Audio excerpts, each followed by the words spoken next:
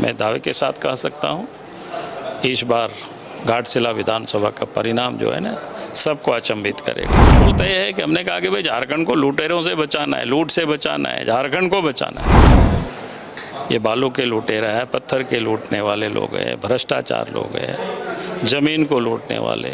Jharkhand BJP प्रदेश कार्यालय में BJP प्रदेश अध्यक्ष नेता प्रतिपक्ष बाबूलाल मरांडी की अध्यक्षता में एनडीए की बैठक हुई है और बैठक में घाटशिला उपचुनाव को लेकर के चर्चा मुख्य रूप से रही। वहीं सरकार के 1 वर्ष पूरे हुए उसे लेकर के भी कौन कौन से ऐसे राज्य के ज्वलंत विषय हैं, इस पर भी चर्चा हुई है। हमारे साथ बीजेपी से प्रदेश अध्यक्ष बाबूलाल मरांडी सर हैं। सर, बैठक हुई, कई विषयों पर चर्चा हुई, लेकिन घाटशिला उपचुनाव जो मुख्य तौर पर रहा है। देखिए, घाटशिला विधानसभा का उपचुनाव होना तय है, घोषणा भी हो गया है। आज एनडीए गठबंधन हम सब लोग बैठे थे और सब ने मिलजुल करके तय किया कि इस चुनाव को हमें जीतना है, सबको मिल करके लड़ना है। अपनी जो पूरी ताकत उस क्षेत्र में है, उस सारी ताकत को मजबूती के साथ चुनाव में लगा देनी है और इस चुनाव को जीतना है। मैं दावे के साथ कह सकता हूँ इस बार घाटशिला विधानसभा का परिणाम जो है ना सबको अचंभित करेगा।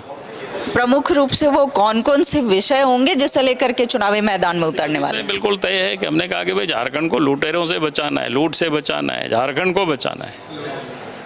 ये बालू के लुटेरा है, पत्थर के लूटने वाले लोग हैं, भ्रष्टाचार लोग हैं, जमीन को लूटने वाले। तो इससे झारखंड को बचाना, अपराधियों से झारखंड को बचाना, और झारखंड को बचाने के लिए आज झारखंड की जनता आज बेचैन है और इसलिए हमने कहा कि जो जनता की जो मुद्दा है उन्हीं मुद्दों को लेकर के हम घाटशिला में जनता के बीच जाएंगे। जन समर्थन की उम्मीद है? बिल्कुल, पूरी तरह से। पहले भी भारतीय जनता पार्टी को काफ़ी 76,000 वोट मिला है पिछले बार में, कोई कम नहीं होता है वोटें।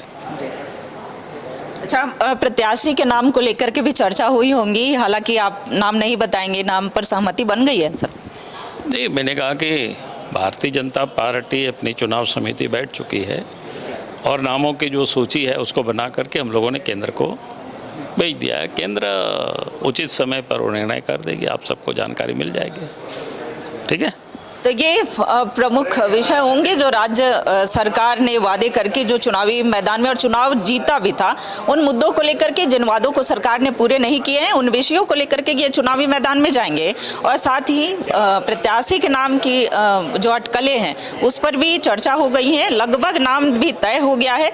जल्द ही जो केंद्रीय चुनाव समिति है वहाँ से नाम तय होकर के और एक नाम पर मुहर लग जाएगी। कैमरा पर्सन अभय के साथ रुचि शर्मा, न्यूज़ 11 भारत राज्य।